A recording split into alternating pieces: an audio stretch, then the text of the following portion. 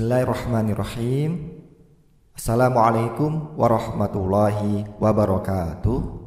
Alhamdulillah, wassalatu wassalamu ala rasulillah wa ala alihi wa sahbihi wa mawalah. Sahabat beriman yang dirahmati Allah, alhamdulillah bisa berjumpa kembali di channel Quranic Healing. Semoga Allah Subhanahu wa taala berikan kita semua kesehatan, rezeki yang berkah, diampuni dosa-dosanya, dipanjangkan umurnya, hidup dalam kemuliaan, dan akhir hidup husnul khotimah. Amin ya rabbal alamin. Sahabat beriman yang dimuliakan Allah, tentara Israel terus melancarkan serangan militernya ke Palestina, terutama ke wilayah Gaza. Kota ini sudah berkali-kali dibombardir Israel hingga menewaskan ribuan warga Palestina.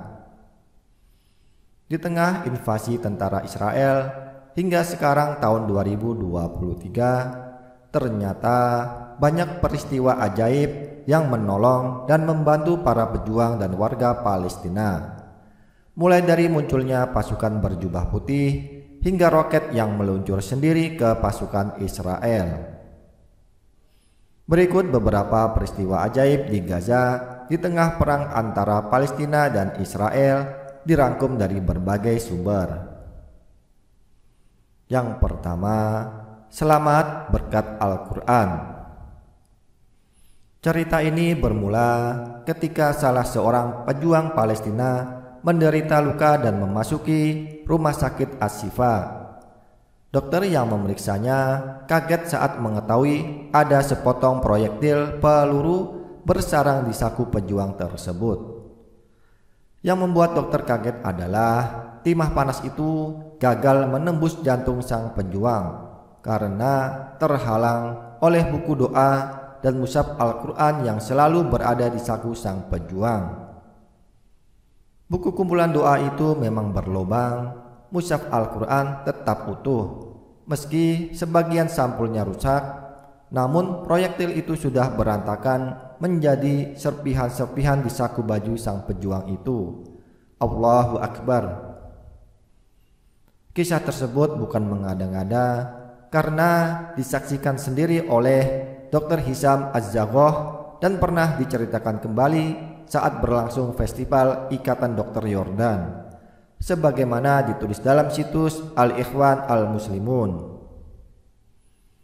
Dr. Hisham juga memperlihatkan bukti proyektil peluru, mushaf Al-Quran, serta buku kumpulan doa berjudul Hisnul Muslim yang mampu menahan peluru tersebut. Yang kedua, senjata RPG. Pejuang Palestina tiba-tiba menembak tank Israel. Peristiwa ini diceritakan seorang ketua Mujahid Gaza kepada Ustadz Abdullah Zaid Abdul Rahman.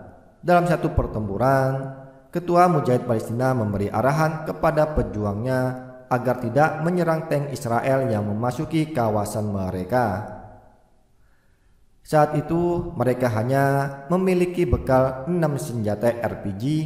Senjata RPG adalah granat berpeluncur roket yang ditembakkan dari bahu berhulu ledak. Namun tiba-tiba senjata itu menembak sendiri ke arah tank Israel dan memusnahkannya. Mereka heran kenapa tiba-tiba senjata mereka berfungsi dan menembak sasaran. Setelah selesai peristiwa itu, para pejuang mendapati 6 senjata RPG itu tidak digunakan. Lalu, siapakah yang menembak pasukan Israel tersebut? Yang ketiga, pasukan berseragam putih di Gaza.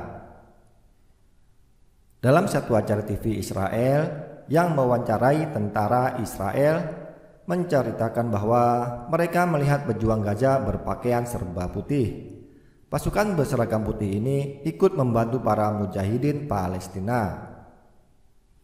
Suatu hari, sebuah rumah milik keluarga Dardunah yang berada di antara Jabal Al-Kasif dan Jabal Ar-Rais, tepatnya di Jalan Al-Qoram, didatangi oleh sekelompok pasukan Israel. Seluruh anggota keluarga diperintahkan duduk di sebuah ruangan. Salah satu anak laki-laki diinterogasi mengenai ciri-ciri para pejuang Al-Qassam. Saat diinterogasi, sebagaimana ditulis situs Filistin Al-A'an mengutip cerita seorang mujahidin Al-Qassam, laki-laki itu menjawab dengan jujur bahwa para pejuang Al-Qassam mengenakan baju hitam-hitam.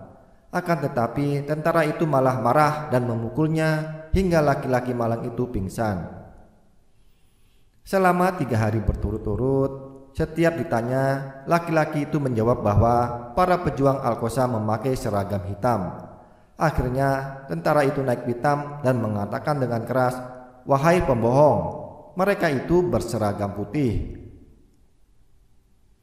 Yang keempat, munculnya pasukan lain yang tidak dikenal.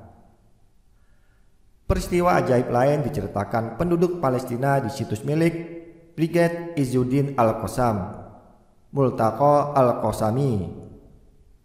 Mereka menyebutkan adanya pasukan lain yang tidak dikenal. Awalnya sebuah ambulan dihentikan sekelompok pasukan Israel. Sopirnya ditanya apakah dia berasal dari kelompok Hamas atau Fatah. Sopir itu menjawab, "Saya bukan kelompok mana-mana, saya cuma supir ambulan." Akan tetapi tentara Israel itu masih bertanya, "Pasukan yang berpakaian putih-putih di belakangmu tadi masuk kelompok mana?" Si sopir pun kebingungan karena ia tidak melihat seorang pun yang berada di belakangnya. "Saya tidak tahu," jawaban satu-satunya yang ia miliki. Cerita mengenai pasukan tidak dikenal itu juga diceritakan penduduk rumah susun wilayah Tal Islam yang hendak mengungsi bersama keluarganya untuk menyelamatkan diri dari serangan Israel. Di tangga rumah, ia melihat beberapa pejuang menangis. "Kenapa kalian menangis?" tanyanya. "Kami menangis bukan karena khawatir keadaan diri kami atau takut dari musuh. Kami menangis karena bukan kami yang bertempur. Di sana ada kelompok lain yang bertempur, memporak-porandakan musuh dan kami tidak tahu dari mana mereka datang," jawabnya. Seorang tentara Israel di saluran channel 10 milik Israel juga mengatakan, "Kami berhadapan dengan pasukan berbaju putih-putih dengan jenggot panjang. Kami tembak dengan senjata, akan tetapi mereka tidak mati. Mereka bertanya, siapa sebenarnya pasukan berseragam putih itu? Apakah pasukan berbaju putih itu adalah para malaikat? Wallahu a'lam bishawab." Yang kelima, ulama Suriah mimpi bertemu Nabi Muhammad SAW. Ada cerita menakjubkan di mana seorang ulama Suriah bermimpi bertemu dengan baginda Nabi Muhammad SAW. Dalam mimpi tersebut, beliau melihat Rasulullah sedang mengeluarkan pedang dari sarungnya. Lalu ulama itu bertanya kepada baginda Nabi, "Wahai Rasulullah, engkau mau pergi kemana?" Lalu baginda Nabi menjawab, "Aku mau berperang di Gaza." Masya Allah, itulah peristiwa ajaib yang diceritakan Ustadz Abdullah Zaik ketika berada seminggu di Gaza dalam misi kemanusiaan. Yang keenam, harumnya jasad para syuhada.